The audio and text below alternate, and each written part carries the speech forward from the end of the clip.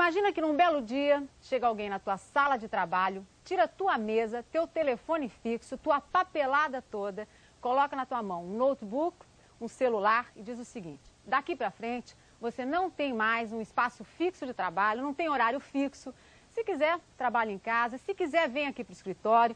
Pode trabalhar ali no sofá da sala de visita, pode trabalhar tomando um cappuccino na copa, não tem problema, fica à vontade. Contanto que você apresente resultado. Proposta tentadora, mas ousada. Será que você apresentaria resultado num esquema assim de tanta liberdade? Nós vamos conversar agora com um mestre em ousadia empresarial, que é Ricardo Semler. Ele é empresário, dono da Semco, vocês lembram bem dele. Escreveu o livro Virando a Própria Mesa, que foi um best-seller internacional e que revolucionou os conceitos tradicionais de gestão empresarial. Ricardo Semler aplicou nas suas empresas tudo aquilo que eu falei no início do programa. E aí, Ricardo, funcionou mesmo? Você continua tendo lucro como antes? Muito mais, né, Tamara? Isso está em vigor, sei lá, uns 22 anos, né? E, na verdade, as pessoas que estão fora da empresa acabam pegando pedacinhos, né? Então a gente faz alguma mudança que é incremento sobre o que já está lá e aquilo chama atenção.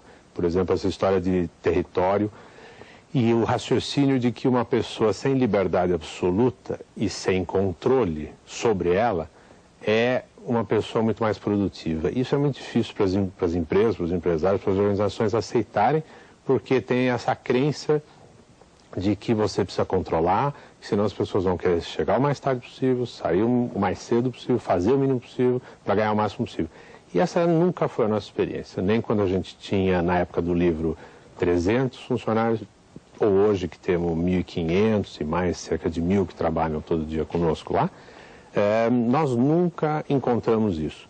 Então é uma diferença de crença, basicamente, e claro, a resposta é que o volume, o faturamento, o lucro aumentaram brutalmente nesses anos, multiplicaram facilmente por 15 ou 20 nesse período.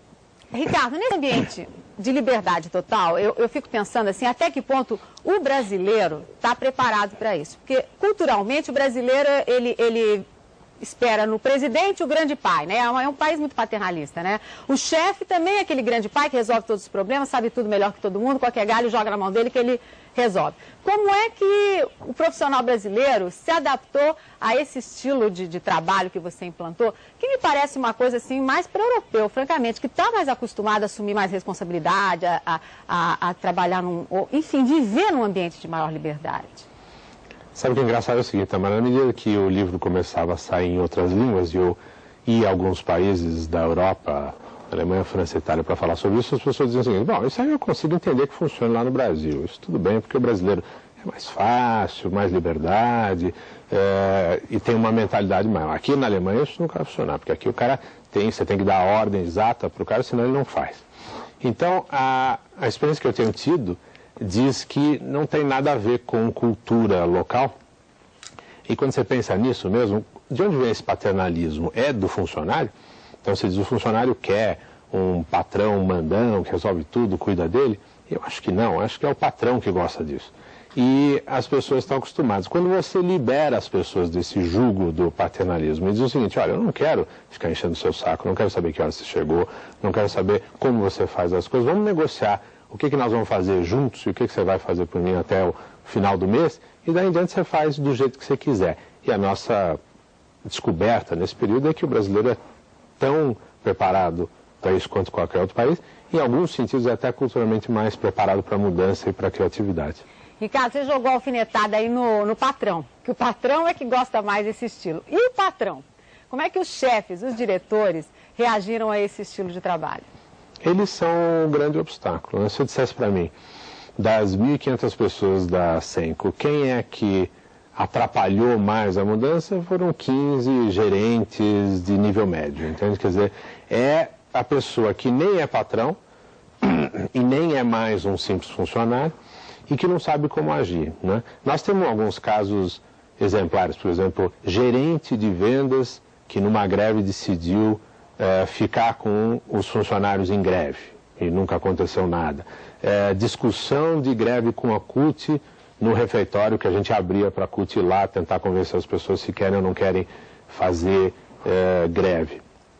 E o que a gente descobre com o passar dos anos é que essa liberdade nunca é mal vista e nunca é mal utilizada. Essa ideia de que as pessoas vão abusar é essa mentalidade do patrão. Acho que o patrão, os grandes gerentes, os grandes executivos, são sem dúvida nenhuma o grande foco de atraso, porque eles têm esta necessidade de controle, e essa necessidade de controle tem a ver com a insegurança deles e não da organização em si. Então, eles querem participar de uma reunião que dê todos os próximos 5 anos, os passos, o que nós vamos fazer, sai de lá executando.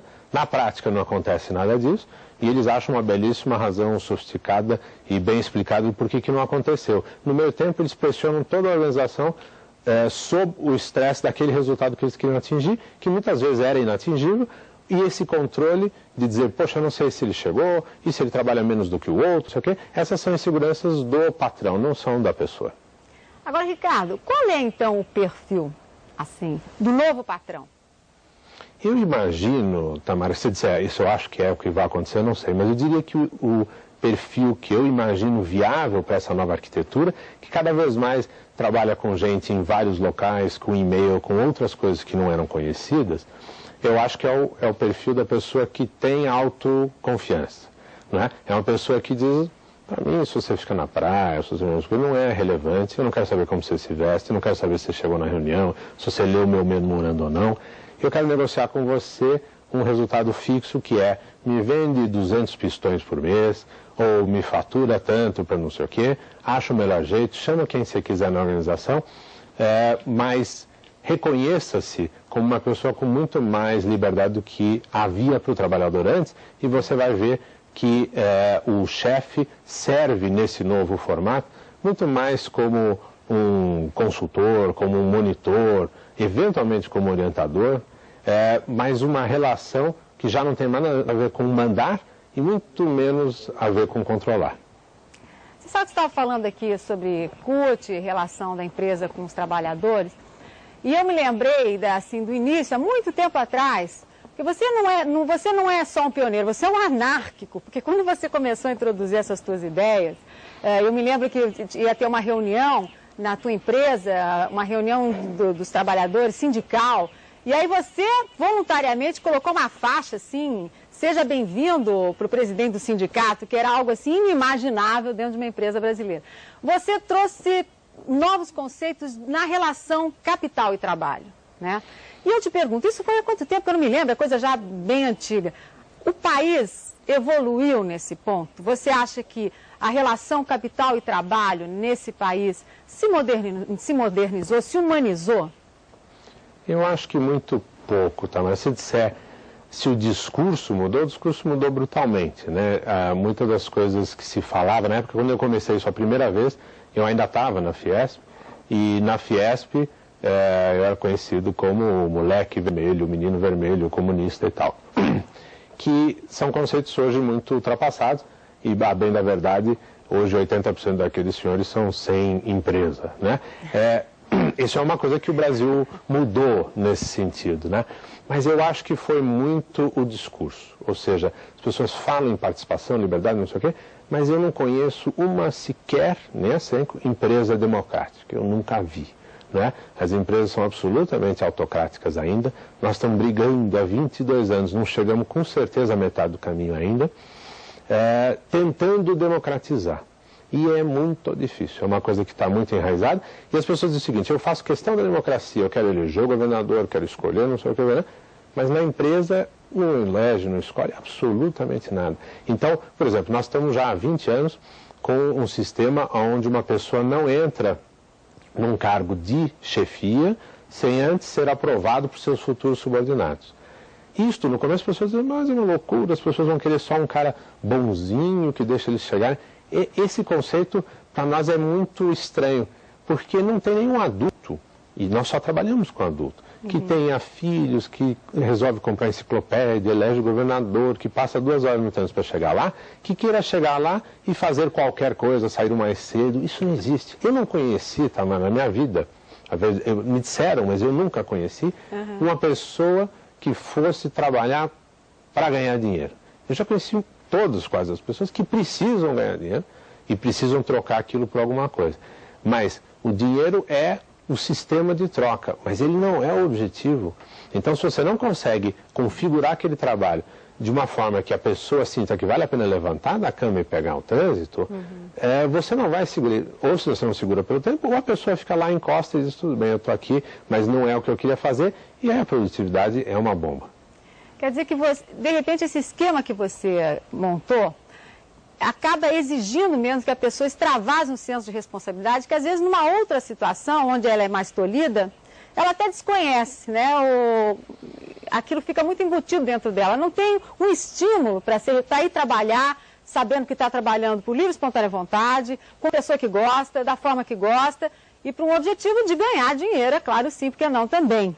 Não é isso, mas ser feliz. Essa condição, se fala muito hoje sobre isso fora do Brasil, mas eu sinto que no Brasil parece que o empresário ainda não absorveu muito essa ideia de que é preciso trabalhar com alegria, com felicidade. Isso gera maior produtividade, isso estimula a criatividade, que é a mola propulsora num esquema altamente competitivo, né? É o diferencial nesse mundo que a gente está vivendo aí, globalizado, de muita competição. Até que ponto você se preocupa, eu fico curiosa, como é que você estabelece dentro da empresa? Assim, como é que você chegou no ponto de achar que a pessoa trabalhando sem mesa, ela se sente mais feliz? Como é que você pesquisa essas sutilezas de como criar um ambiente mais agradável para o teu funcionário? A nossa preocupação com ambientação, vamos dizer, como é que a pessoa se sente melhor, é relativamente pequena. Por exemplo, era mais 15 anos atrás, quando nós fomos aos operários e dissemos o seguinte, olha, essa fábrica vocês que trabalham o dia inteiro, o que vocês querem fazer? Pinta a parede da cor que você quiser, e etc. E as pessoas começaram a modificar o seu ambiente de trabalho. Um grupo de comissão de fábrica chegou a contratar a Tomi Otaki para pintar a fábrica toda por dentro. E você entrava na fábrica, houve uma época, muitos anos inclusive, em que você entrava na fábrica de lavador de louça e as áreas todas eram separadas por plantas, porque eles diziam, por que pode ter planta dentro do escritório e não pode ter na fábrica? A gente fala, porque vai morrer. Então, não vai morrer não, tem planta que fica no escuro e tal. Bom, então era uma selva lá dentro. E isso para as pessoas é muito difícil entender. Mas a ambientação só, Tamara, é muito pouco também. O que a gente está tentando fazer agora? Não é dizer o seguinte, olha, 100 meses você vai ficar mais feliz. É dizer o seguinte, se eu desfaço a sede, que no fundo é esse o objetivo, né? Eu desfaço o conceito de sede, e eu digo o seguinte, você pode trabalhar em 3, 4, 5 centros que existem na cidade, todos eles são iguais, nenhum deles pertence a ninguém, é só entrar e pela internet você reserva, ou você chega lá na hora, senta, leva o seu laptop, trabalha, etc. O que é importante sobre isso? Você diz, bom, é legal porque a pessoa fica mais perto da casa, tem um cliente mais perto, não fica no trânsito, tudo bem, mas para mim isso é secundário. O que é fundamental é o seguinte, se ele está trabalhando uma hora aqui, uma hora lá, não tem como controlar.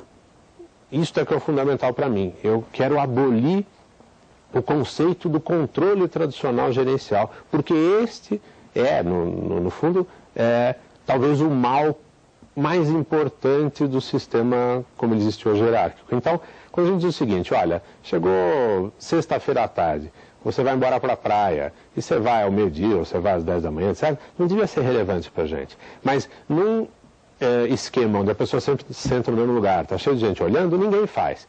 Hoje, você aceita muito bem a ideia de que o e-mail tem invadido a nossa vida particular, especialmente executivos, gerentes, etc. Então, é normal e considerado absolutamente pacífico que um gerente trabalhe domingo à noite, por exemplo, né, para botar os e-mails em dia. Isso não se discute. Então, as pessoas aprenderam a ter o e-mail invadindo a sua casa, mas ninguém aprendeu a ir ao cinema na segunda-feira à tarde. Então, o que vai acontecer com isso? Necessariamente este fluxo vai aumentar, esta pressão e esse estresse que vem desse volume todo de e-mail, etc., vai necessariamente fazer com que a pessoa queime a sua energia, a sua disposição, a sua produtividade mais cedo. E que organização está pronta, em termos de arquitetura de empresa, a lidar com o mundo pós-e-mail, um mundo em que houve, vamos dizer, o fim do fim de semana, né? Quer dizer, a empresa pode invadir o fim de semana quanto quiser, falta pouco, Tamara, talvez um ano, para que você tenha o seu e-mail na televisão, não é isso? Então o que você faz? Você está assistindo Fantástico e tem um break comercial. Você vai olhar o seu e-mail? E se o e-mail for urgente, preciso não sei o que você vai fazer? Você deixa lá? Você consegue assistir mais um bloco sabendo que tem um e-mail piscando lá? Então, quando essa invasão for completa, e falta pouco para isso acontecer, o que é que vai sobrar da semana de trabalho? O sábado e domingo das pessoas já é de um lazer programado. Você pensar quantas pessoas têm ócio, né? Ócio, de acordo com Aristófanes, é a única coisa essencial que você precisa, né? Você nunca vai mudar a sua vida se você não sentar 2 horas sem ter nada para fazer. Quem é que tem 2, 3 horas sem nada para fazer? No sábado, joga tênis, pega o filho, não sei o que, almoça na sogra, não sei o que, tem esse... Então, a vida hoje tem este grau de controle e de segmentação que faz com que eu nunca saiba qual é o lado mais produtivo ou criativo da empresa. E nós estamos tentando, então, desenhar um sistema que diz o seguinte: não me diz onde você está, vem se você quiser, não volta da praia, para mim não interessa, só me venda 200 pistões, eu me entregue não sei o quê, ou entregue tal negócio para a tesouraria, e estamos conversados. E acho que é isso que é o fundamental da arquitetura, que a maioria dos empresários não faz por medo. Né, dizer, puxa vida, eu vou perder controle, e como você diz, vai ser anárquico ou vai ser o caos. Mas, na verdade, anárquico significaria a falta total de regras. E as regras aqui são claríssimas. Dia 3, demonstrativo financeiro, 200 pistões vendidos. Ele é até, nesse sentido, mais sacana com o funcionário, se você quiser, do ponto de vista do sindicato, porque ele diz o seguinte: faça o que você quiser, mas me venda 200 pistões. Enquanto que no outro sistema o cara fala: você não viu? Cheguei às 7, fiquei às 9 da noite, meu filho está fazendo terapia, minha esposa não sabe mais onde eu moro, né? Então você fica com pena. Nesse sistema você não tem essa moleza. E você falou que os subordinados escolhem o chefe. Como é que é isso? Eles fazem votação? Na prática, como é que funciona? Vamos dizer o seguinte: vamos dizer que vague uma posição de chefia por alguma razão. Alguém foi para uma outra área, etc. Então agora falta o chefe, né? Aquelas pessoas, vamos dizer que sejam 15 ou 20, elas resolvem se precisam de um chefe. E quase sempre, 90 e poucos das vezes, conclui que sim. Quer dizer, nós não estamos abolindo liderança, nós estamos querendo abolir a hierarquia burra. As pessoas que se reportam a uma caixa de organograma do doutor tal, que passa a mandar e que não entende do assunto. Então, o que nós estamos falando? Nós estamos falando o seguinte: vocês deveriam, mais do que qualquer um, ser capazes de identificar que tipo de pessoa vocês precisam para a liderança. Então, primeiro, digam que características de liderança vocês estão procurando. Precisa ter tanto de escola nesse assunto, ou não, precisa de formação, precisa de tanta experiência nisso, naquilo, naquilo. Ok. Quanto vale cada um desses itens? Tanto. Aí, acha-se por jornal, por recrutamento, um monte de candidatos, e são 3 os finalistas. Então a gente diz, quarta-feira, às 2, 4 e 6, serão entrevistados os 3 finalistas para o cargo. Todo mundo que se interessar apareça. Quem aparecer recebe um papel em branco, que tem essa pontuação e um lápis. Diz, faça todas as perguntas que você quiser e no final avalie. Dos 3 candidatos, quem tiver a pontuação mais alta é o novo gerente. E da mesma forma, podem derrubar um chefe que acham que não funcionou? Certamente, porque o outro problema, Tamara, é o seguinte: a liderança é uma coisa situacional. A maioria das pessoas aceita a ideia de que alguém que caiu com um avião nos Andes, o líder é um, e quando tem que resolver um problema na plataforma P-36 é outro, e quando tem que... E muitas vezes essas características de liderança são situacionais ou são provisórias. Então, o que a gente faz? A cada 6 meses, todo mundo que está num cargo de chefia é avaliado anonimamente por todos os seus subordinados. Então, a gente sabe anonimamente, e o resultado é importante que se discuta, até mais do que o resultado matemático, mas a pessoa que começa a ter uma queda de pontuação não sobrevive. Ela é arrancada, vamos dizer, pelas pessoas da condição de liderança, ou ela conserta rapidamente o que as pessoas acham que precisa. Agora, Ricardo, você falou que quem resiste mais a esse estilo é o diretor, o primeiro escalão, né? Eu pergunto, você, que é o presidente da empresa, né? Como é que você, o que diferencia você dos outros, assim? Porque eu queria que, inclusive, você destacasse como é que é a tua rotina de trabalho, para a gente poder aqui comparar com a clássica rotina de um presidente de uma empresa. Assim, não há termo de comparação, inclusive, né? Por que você aceita isso? Você, pelo contrário, você busca isso? E o que está acontecendo com o resto do empresariado que insiste em manter a estrutura antiga e conservadora e talvez, não sei se sente mais feliz dentro dela, mas pelo menos assim se engana? Eu acho que eu fiz um experimento, né, já de muito cedo, né, quer dizer, com 18, 19 anos de idade, que a maioria dos empresários não teve a ocasião de fazer e que, portanto, foi se consolidando, cristalizando na ideia de que não se pode confiar muito nas pessoas, etc. E eu nunca tive essa preocupação. Então, a minha rotina é muito a de ser um pouco o lobista pelas coisas que eu quero, um pouco de se envolver nas coisas que eu gosto, estratégia, novos produtos, evitar as coisas que eu não gosto. Então, por exemplo, eu não tenho uma mesa lá, eu não tenho uma secretária full-time, eu não tenho um lugar para estacionar. Então, quando eu vou à empresa, eu tenho que lobear onde o assunto está. E eu fico à disposição se alguém me quiser, mas eu não interfiro se não me chamarem. Um dia desses nós fizemos lá uma pequena, lembramos em pequena comemoração que fazia 10 anos em que eu não assinei um cheque e não tomei nenhuma decisão importante ou sozinho, etc. Então, 10 anos? 10 anos. Você não assina nenhum cheque, nenhuma decisão? Nada. Então, por quê? Você é muito zen, hein? Porque eu estou cheio de gente lá que eu confio e a ideia as pessoas me dizem, mas você é louco. Eu tenho na empresa 6 pessoas que têm procurações irrestritas minhas. Então essas pessoas podem fazer tudo menos casar e divorciar no meu nome. Então, que aliás de vez em quando até é uma boa ideia, mas a verdade é que eles não fazem isso, eles fazem todo o resto. Então, o fato de eu não estar lá presente como uma figura que manda, desmanda, decide, não sei o quê, fez com que as outras pessoas subissem de tamanho e de porte dentro da empresa. Então, o empresário muitas vezes tem que escolher, ou sou eu o cara importante, o primeiro a chegar, o último a sair, o que manda, o que decide, etc., ou eu ponho mais 100, 150 pessoas nesse cargo. E você tem que ser bastante narcisista, bastante egomaníaco, e eu sou um pouco, não sou tanto assim, de acreditar que você é melhor do que 100 pessoas interessadas. Não é? Então, a não ser que você tenha certeza que só você tem razão, e se você não participar vão fazer a coisa errada, se você não tem essa certeza, é muito fácil viver como eu, me envolvendo com estratégia e lobeando as pessoas para o que eu quero. Inclusive eu lobeio com absoluta tranquilidade e com muita veemência e paixão, porque eu sei que no fim as decisões vão ser tomadas por voto e eu sou constantemente derrotado. Então eu posso botar mais paixão ainda no que eu acredito, porque no fim tem um processo democrático que não é absolutamente democrático, eu gostaria até que fosse, nós não conseguimos fazer, eu mesmo acho que ainda não aprendi a fazer isso, mas estamos caminhando nesse sentido, para dizer que essa coletividade que forma seus próprios líderes por competência, por respeito, tem que ser melhor do que eu sentar no sábado à tarde com a família e resolver, este filho dirigirá aquilo, o meu não sei o que, tem que ser uma bobagem. E isto está provado, Tamara, pelo seguinte, se você pega as grandes empresas brasileiras e também americanas, que são os 2 casos que eu conheço, de 1949, 69, 89 agora, você vê que o índice de fracasso das empresas é 92%, ou seja, é quase líquido e certo que sua empresa vai quebrar. É só uma questão de tempo. Então, se você é o bom, que sabe tudo e só você manda, qual é a chance de você conseguir sobreviver aos tempos?